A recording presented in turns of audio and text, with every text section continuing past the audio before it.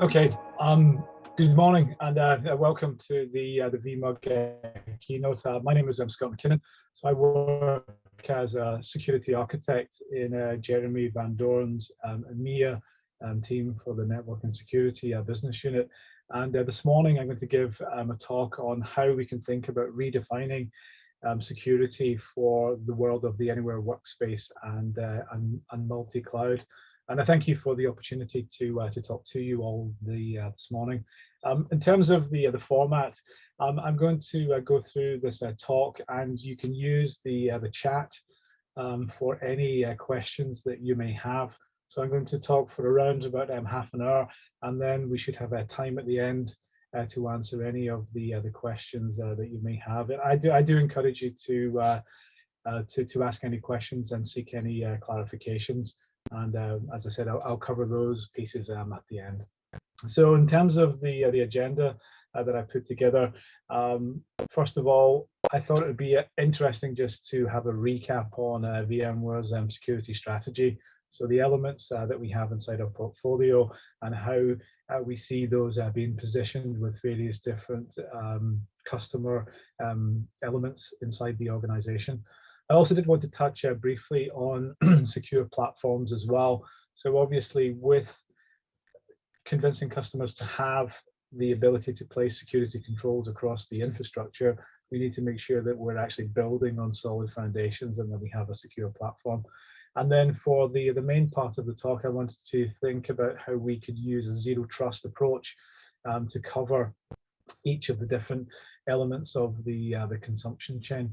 So let me just have a quick recap on VMware's security strategy.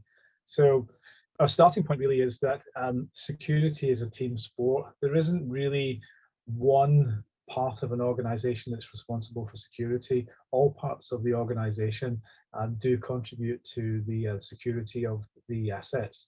So everything from InfoSec teams that are traditionally targeted with providing those compensating security controls, but all the way through to end user teams who are thinking about the use of the identity and the device, through to the networking teams that are responsible for the secure interconnectivity of the users and the services, into the development teams that need to be conscious of any new applications that are being created that are done in a secure way, and then obviously on to I guess more traditional VMware territory with the cloud and infrastructure teams as well. So each of those has something to contribute to the security stance of an organization.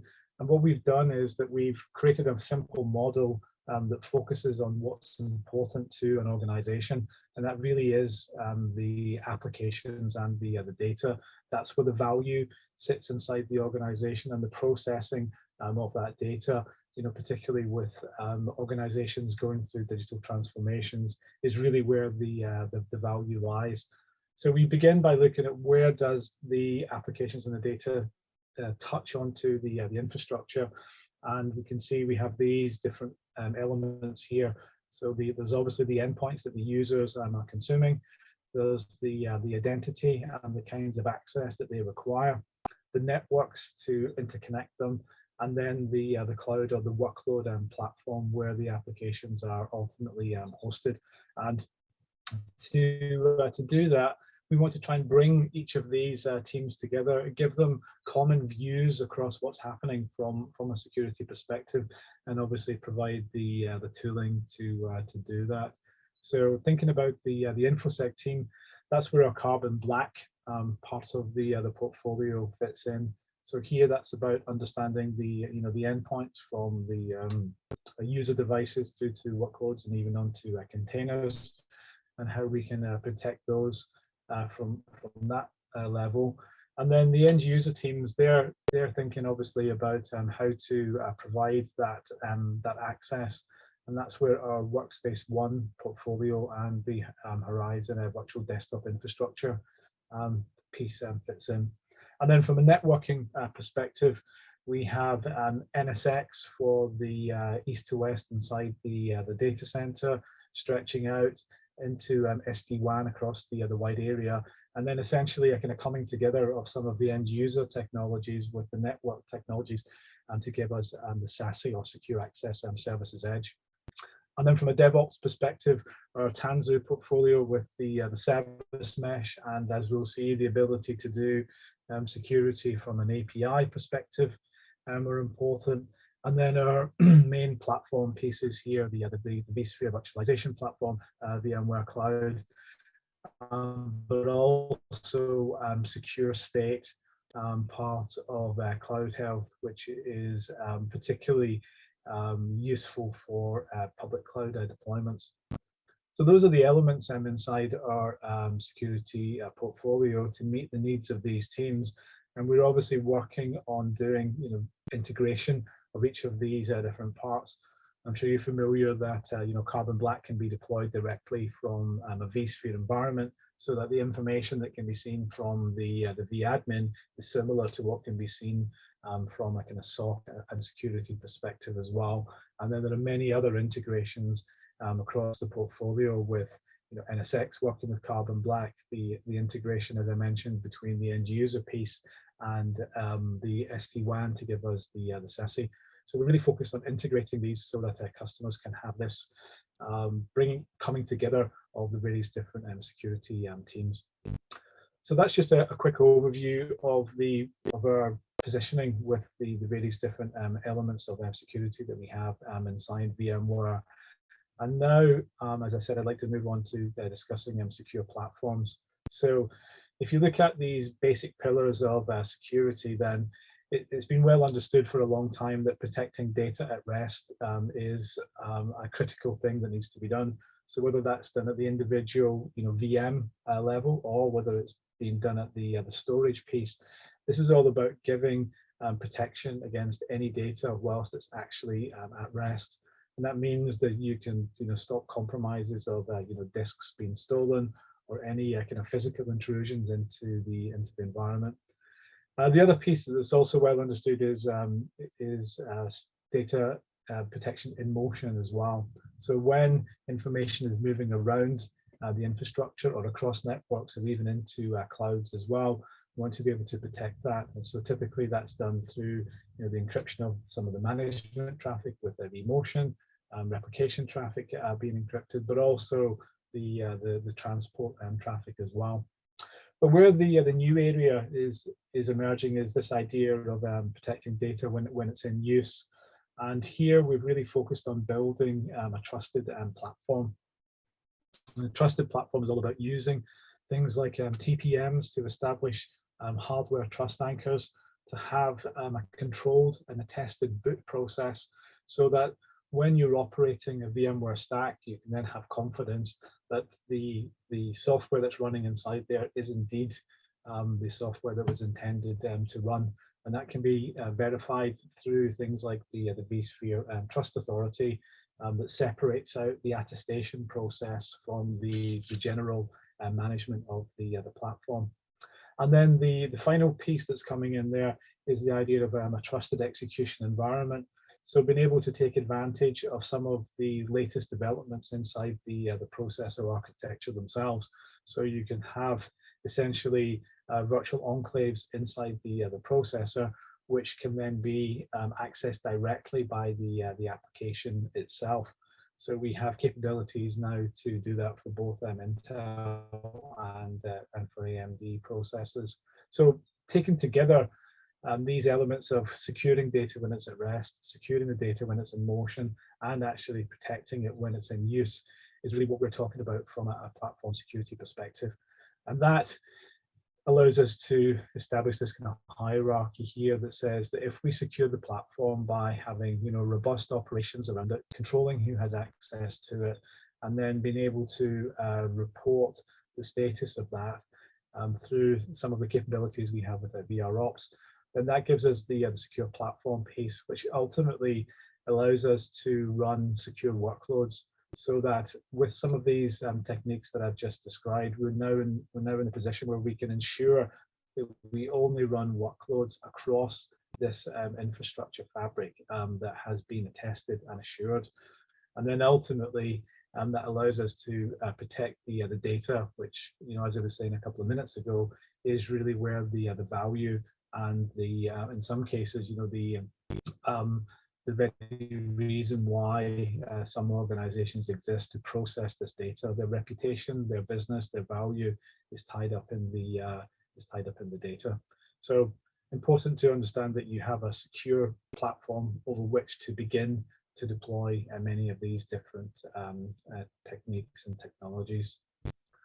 So moving on to the main piece that I wanted to cover with you, and is about how can we go about securing the modern world when we have a very distributed workforce, we have very distributed applications, and zero trust is really a good way of thinking about how we can consider all of the risks associated with this modern operating model. So if we see how we sort of got here, which was this idea of the traditional model where there would be a data center with some applications running inside it, and they would be consumed on the other side by a collection of users, which could be in a branch office, it could be in the same on-prem place, or with some limited working from home, and perhaps using some tablets and mobile devices. Well, there have been a number of changes, as we all know, and the first piece is about the applications. So they've obviously moved away from this kind of traditional three-tier format into something that's kind of far more decomposed, far more distributed, and using a collection of technologies. So VMs, yes, but also microservices, perhaps even on bare metal, some running on cloud as well. So the applications themselves have changed, but not just in that way. There's also been a huge increase in the consumption of SaaS-based applications as well. So everybody seems pretty much to be using Office 365. There are many business applications that are now delivered on the cloud as a service. And then the final element here is the rise of the hyperscalers and the infrastructure and platform as a service piece here, where more and more workloads are being deployed onto public cloud. So that's a huge change from where things used to be and where our security was focused. So the idea of just securing the perimeter and then managing flows and transactions across that is obviously going to be a challenge in this new application world. As well as changes to the applications, we've also had significant changes on the user side as well. I mean, the pandemic has shown that we can all work from home, as I am right now, and I guess most of you are. So we've become far more distributed for longer and longer periods of time. We're using different devices. Sometimes we're using our own tablet devices, our own phones. And there's also the rise of that kind of machine-to-machine communication with IoT. I mean, there are so many devices that are now internet connected that are reaching back into cloud-delivered applications to either provide telemetry information or to pull data out. So it means effectively that the idea of security managing transactions over a perimeter has gone. That idea is dissolved. That's no longer going to be efficient. So with users working from anywhere and applications sitting across multiple clouds, we need to really think about what the consequences of that have been. And ultimately, what it means is that we have actually drastically increased the attack surface. So I'm sure we're familiar with many of these kinds of exploits happening here with targeted phishing emails, compromise of endpoint devices. You can see as well on the public cloud side that misconfiguration of the cloud services that can be a challenge. Vulnerabilities inside various levels of the software stack, and of course we need look no further than this week with the Log4j vulnerability that's in the world and being exploited. So the idea of a perimeter approach is obviously not going to work. And what we really need to do is to think about decomposing the whole of the consumption chain from the entity, whether that's a machine or a user, through to the device, through to the interconnection, and through to where the application that they wish to consume is located, and begin to verify each of these different stages. So that means that we need to think about placing more and more compensating controls. So we need to understand, where the user is, what the identity they're providing, what device they're using, how they're interconnecting across. And then similarly, because we have a decomposed and distributed multi-cloud application now, we need to be able to place controls across that infrastructure to make sure that we make no assumptions about trust and that we check and verify all the time. So that's really the basis of taking a zero trust approach. And what we've done at VMware is to kind of essentially create 3 areas of focus to operationalize zero trust. So the first one is about the user access side, thinking about how we can handle and deal with the challenges that are now available on the user side. The second piece is about the workload access and how we can handle, as I mentioned, this kind of decomposition and distribution of the elements of the application. And then the final piece is really about the operations that we can lay on top of that. How do we maintain visibility? What analytics can we use to understand the flows and what's happening? How can we orchestrate and make sure that we can automate as much as possible, so that we have more fidelity over what we're trying to achieve? And then finally, thinking about APIs, particularly on the cloud model, where it's a significant amount of the volume of traffic is actually API calls between various different decomposed components.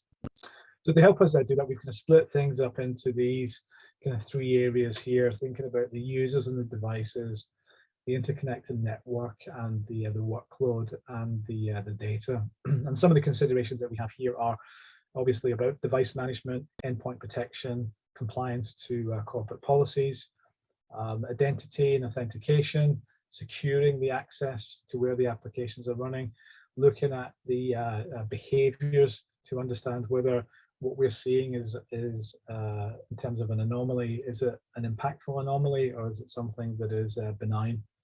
And then from a network perspective, we really need to think about a couple of pieces here with the edge, being able to secure the edge, but also to act as that kind of first tier of protections by things like web application gateways, and then protecting the workload as it runs across the network infrastructure.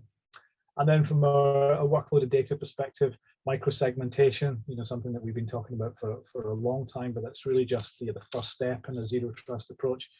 And then being able to layer on top of that more advanced capabilities, like network detection and response, distributed IDS, IPS, and of course the encryption piece about protecting the platform.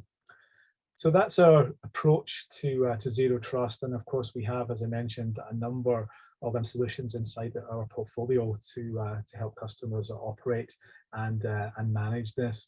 And in the next section, I'd just like to take a little bit of time to each of these. So from a secure access perspective, then really what the goal is about being able to provide a consistent experience for the users, irrespective of where they are, but within the context of having a zero trust network architecture. And that's really what the secure access piece does. It's a way of bringing users in either from their machines directly or behind an SD-WAN edge, and then being able to give them a set of access policies and control based upon the situation.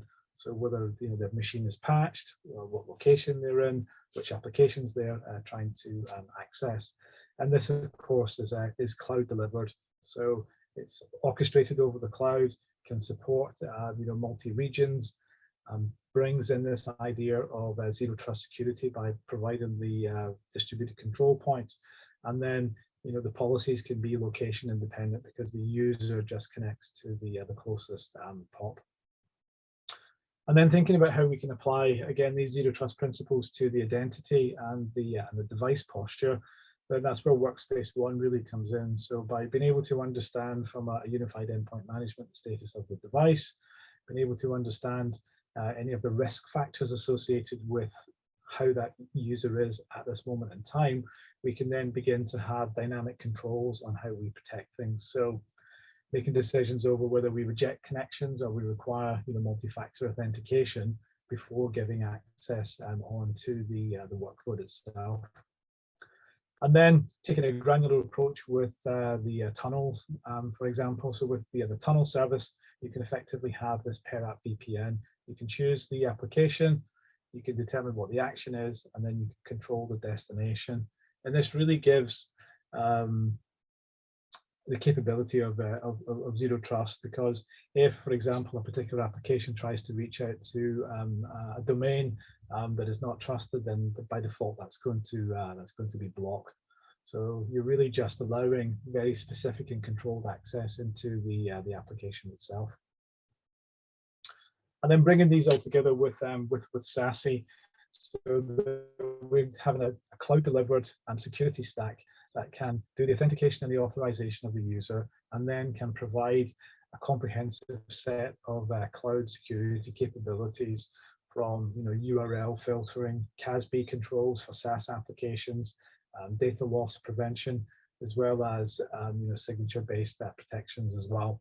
And then running across the top of that, we have the AI operations piece from Edge Network Intelligence as well. And the real benefits here are a better experience for the users, because they go directly to the assets they're trying to consume, and also a better security operational experience for the organization, because now they no longer have to maintain the stack on premise. Everything is delivered on the cloud. And when you begin to do this, you can have these highly differentiated policies, so that particular users with attributes can have access to specific applications, whilst other users with different attributes can be denied access to other applications as well. So it really helps with this the operational parts of zero trust by using the cloud delivered SASE piece. So moving on to the to workloads, and here for this kind of multi-cloud application and communication, then we're sort of focused on two areas. One of them is to protect the application when it's within a cloud, so those east to west controls, but also to think about the cloud to cloud controls, or the edge piece as well. And our goal is to provide a consistent policy engine to cover both of these areas. So the controls that we have east to west are about microsegmentation, the workload identity, and applying advanced threat detection, as well as new capabilities with the likes of service mesh to look at the APIs and the API security as well. And then when it comes to the edge controls, then this is about being able to have web application firewalls, again the API security, and then applying the same advanced threat detection capabilities for that north to south flow as well. And then there's the option, of course, of using Carbon Black to enhance that with the actual workload security as well. So here we can really position these NSX capabilities as the east to west and the north to south controls. And by using the authoritative information that we have, because we're running the infrastructure, it gives us the ability to create metadata around the policies, so that we're moving away from managing IP addresses and rules and so on. So the goal being, of course, that we can protect these kind of distributed applications wherever they are, and then provide scale and automation for the policies. Another piece that's important for zero trust is being able to understand exactly which assets are in scope and under control of the organization. And to do that, we've got something called global network identities, which is a DDI platform, so a DNS, DHCP, and IPAM piece. And effectively, this is a kind of manager of managers that sits above all of these address assignment tools, and gives you a comprehensive enterprise-wide view of the assets that are running, whether that's in your data center, at your edge, or inside a public cloud. And then once we have that visibility, we'll then be able to bring that together with some of our other tools, for example, with vRealize Network Insight. But it gives you a consolidated view of what's in the environment. So this is the overall view of the NSX firewall capabilities. So we have a distributed firewall to do the east to west piece, gateway firewall to do that, cloud to cloud, north to south piece, consistent set of advanced threat protections over IDS, IPS, malware analysis and sandboxing, as well as network traffic analysis. And then all of that sits on the analytics and platform capabilities using NSX intelligence for policy application, topology mapping, the rule recommendations, and managing the policies across each of these different types. And a new piece is as part of Service Mesh is the idea of protecting the APIs. So as I mentioned, a considerable amount of the volume of traffic is APIs. So being able to understand which APIs are being used, to map their communication patterns, to understand what the normal kind of baseline behavior is, so that we're then in a position to detect any anomalous behavior, and obviously then do something about that as well. And this really kind of completes the full stack that we have for this zero trust implementation. So if you look at the NIST guidance for zero trust, it talks about network separation and isolation, and we have the ability to do the per app microsegmentation there as well. And then we have these additional pieces that I just covered that are really about stopping and preventing that lateral movement should some part of the infrastructure become compromised. And then the final piece here is on the edge. So if you look at typically how an application is going to be consumed, it's driven by lots of different factors. Perhaps the time of day, the current global situation that's going on, with pandemics and people working from home. It could be with IoT devices that there's a huge spike at different parts of the day. But what we really need is to have these services to be far more flexible in how they can be stood up and created. So we expect the cloud to be an elastic, consumable place for applications to run, but we also need a similar approach for these technologies at the edge as well. So here we're looking to introduce this idea of easy, which is obviously a play on SASE. But what it's about doing is having an elastic application services edge. So something that can move and flex in time with the demands that the users or the endpoints are making on the application.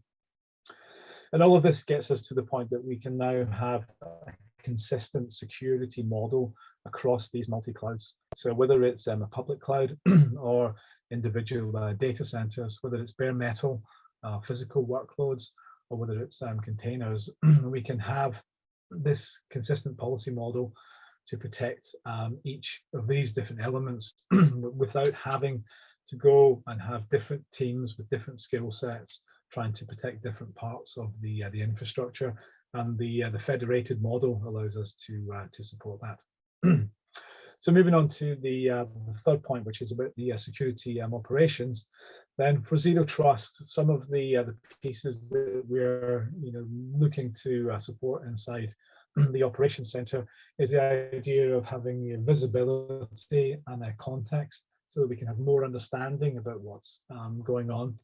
Having a policy engine that allows us to effectively react to what we're discovering going on inside the customer environment, and then openness, because obviously there's never going to be a single vendor that's responsible for security. So we need to be able to have those open interfaces to make sure that we can manage the whole piece.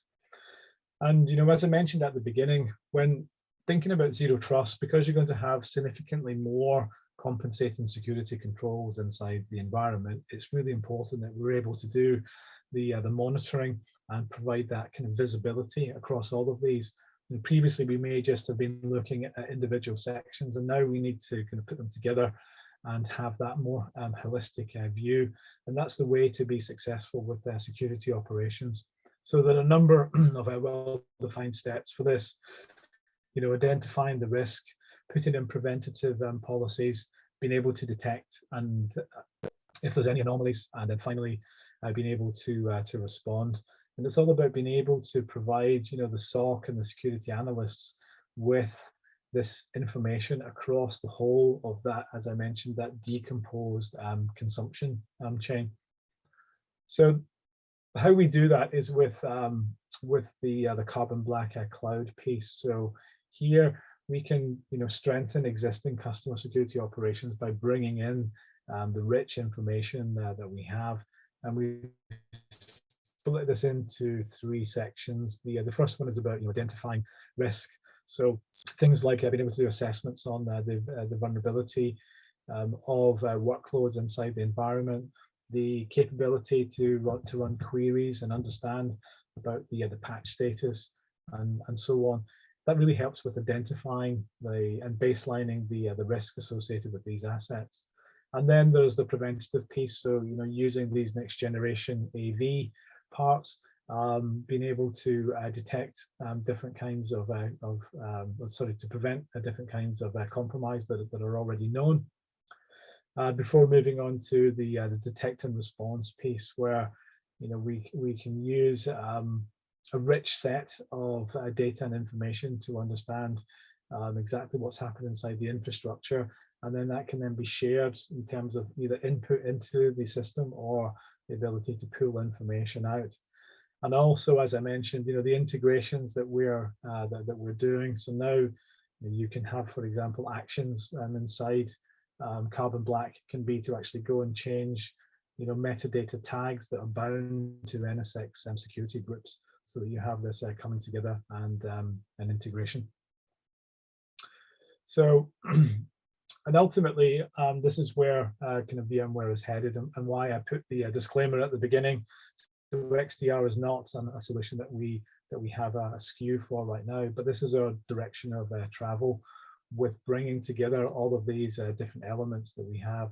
So the endpoint detection and response from Carbon Black is obviously focused on end users, it's focused on workloads, it's focused on containers, bringing that together with the network detection and response capabilities that we have inside NSX. So to do that network-based sandbox, to have the network view on the various different flows, along with the traffic analysis, allows us to really kind of bring these together and have the idea of an extended detection and response architecture, where sensors are placed across the distributed enterprise, across the users, and are then feeding that into the cloud platform, which is then being analyzed by our threat analysis unit.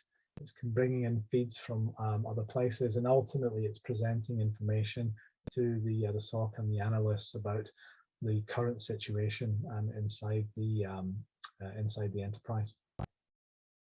So just to kind of summarize this piece here, so our zero trust architecture is about recognizing the decomposition that's happened to the applications and the multi-cloud deployment with SaaS and IaaS and PaaS services.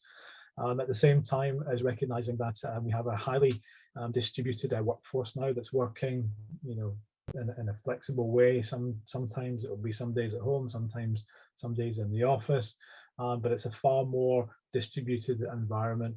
And remember, the point here is that this has drastically increased the attack surface, and therefore we need to be able to have a more modern, more flexible approach to protecting that. So that's really where our strategy for zero trust comes down to: securing the user access, securing the workload access, and then providing that rich information from a security operations perspective to help with the management of it. And as we've said, we have a wide security portfolio that can be used to come together and protect each of these different areas. So I think that's about time. So that was all that I wanted to present. So I'm going to I'll stop sharing my screen, and I'll see if there's any questions, any thoughts from anybody.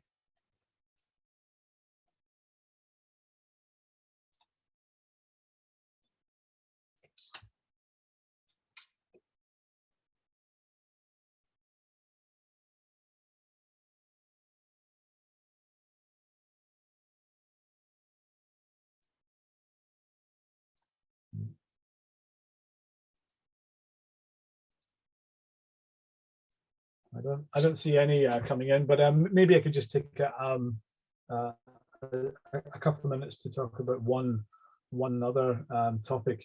So when VMware, when we're talking to our customers, one of the important things that comes up is our approach to security. So that means not about particularly the capabilities of the products that we sell, but how we approach security. So we've developed a kind of 3-pillar model to talk about that. The first piece is about supply chain risk.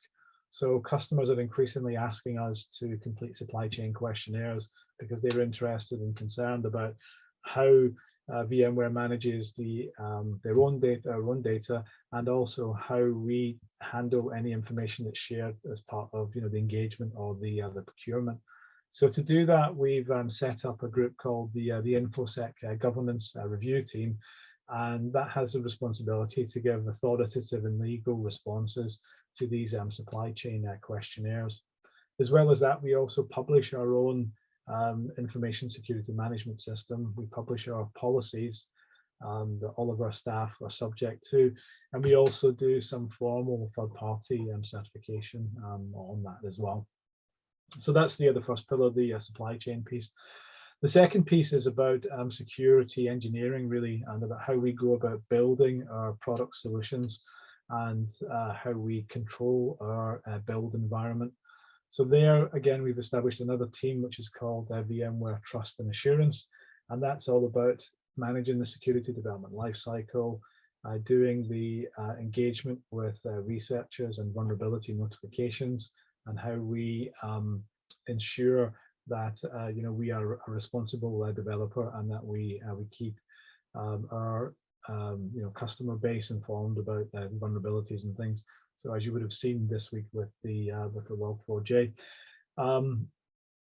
So that's the second pillar, about how we build products. And then the third pillar is about how we operate our cloud services. So we have a cloud services team that provide clear documentation on the shared responsibility model, which bit VMware has responsibility for, which bit customer has responsibility for. And we also do an ISO 27001 accreditation on the information security management systems, as well as providing benchmark information. We do some industry certifications depending upon the cloud service, so things like PCI DSS. And we also have SOC audit reports available as well, so that we can demonstrate that not only are we keeping to our service obligations, but that they are being independently and regularly verified by an external third party. So I just wanted to point out that we've got a secure approach, as well as having security capable solutions for the customers.